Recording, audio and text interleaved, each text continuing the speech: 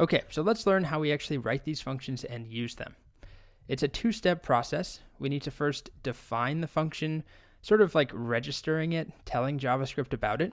And then later, after the fact, at any point, we can execute that function or we can run it. We might run it once, we might run it 1,000 times. So we have to register it as a thing. Hello, JavaScript, here's my function called roll_die, but that won't actually run it. The code in that function won't be executed until I run it later on. So let's start with step one, defining a function. There are actually multiple ways of doing this, but here is one of the most common, the easiest to start with. Function, the actual keyword function, and then a space, and then the name of our function we're registering or defining, and then parentheses, and then curly braces, and then we put our code inside those curly braces. Whatever code is in those curly braces will not run right away. It will only run when we execute our function, which we do later on. So let's define our first very simple function. Here's a demo of a silly one. It's called Grumpus. It just console.logs 3 times. Ugh, you again for the last time. Leave me alone. Maybe it's, oh, you again for the last time. Leave me alone. Anyway, it's a simple function. Yes, not very useful. Just prints these 3 lines again. But let's try defining our own simple function. So we could define, how about just a function called sing? Sure, sing. Remember, function, that keyword. Notice it's purple here, right? Just like let something. The keyword let is purple, keyword function. And then a space. And then our function name.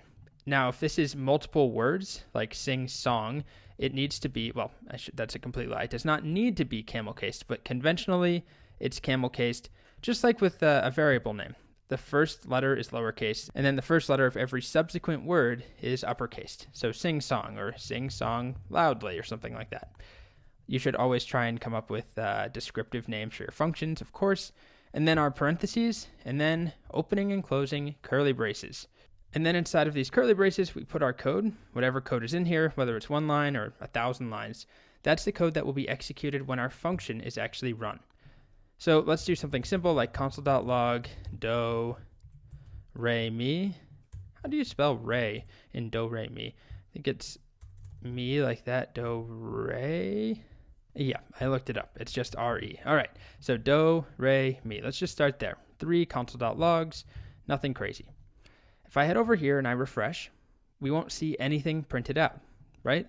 Just by putting the code inside of those function curly braces, JavaScript ignores it for the moment. It doesn't actually execute it. If I had those 3 lines down here, of course, they would run.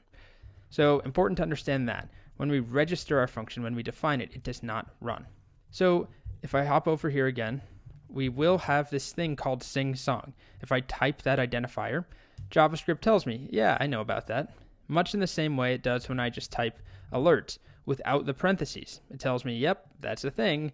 It says native code, right? It's built into the browser. It comes with JavaScript. Unlike this is one that I actually wrote, but it's the same idea. It has that little F to indicate this is a function. I know that function. Versus if I just type something that it doesn't know about, I get an error. So we have successfully told JavaScript about our function. Now we need to execute it or run it, step 2. So we've seen this before. We just write the name of the function.